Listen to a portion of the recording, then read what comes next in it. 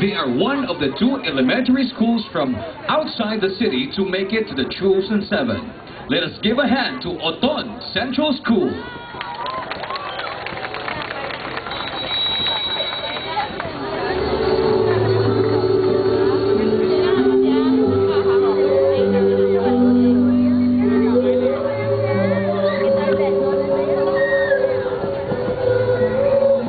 Sa musicality, aba naman, these kids can surely hit the right notes. Wala man sila sa ginausik nga tempo sa pagpreparar para sa Grand Finals. Kitang-kita naman nga ready na gid sila sa pagpasalaw sa mga Paskwa with 20 strong choir members. Well, actually, preparation namon, ginahandaan gid namon, especially yesterday, we already talked with the principal, with other teachers, na all-out support din sila, especially in among props. May ginhimo kami nga daw medyo lain sa iban din sila. Among nga choreography means lain sa iban. So, expected ka mo malain din kami sa tanan.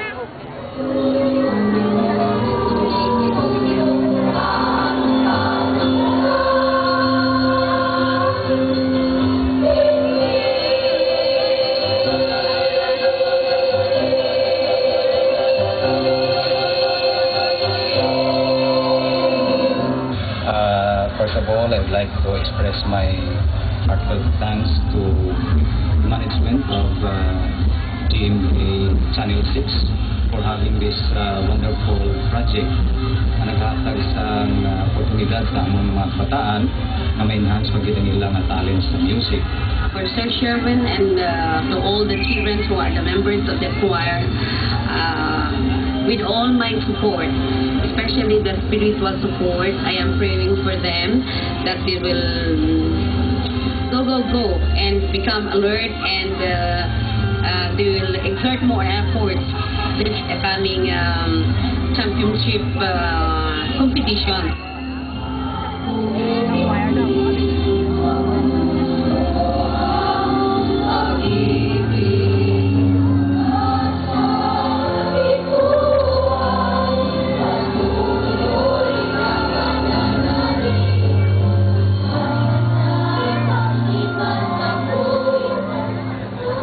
Without much ado, saksihan ta ang pagsalida sa The Children's Choir of Oton Central School.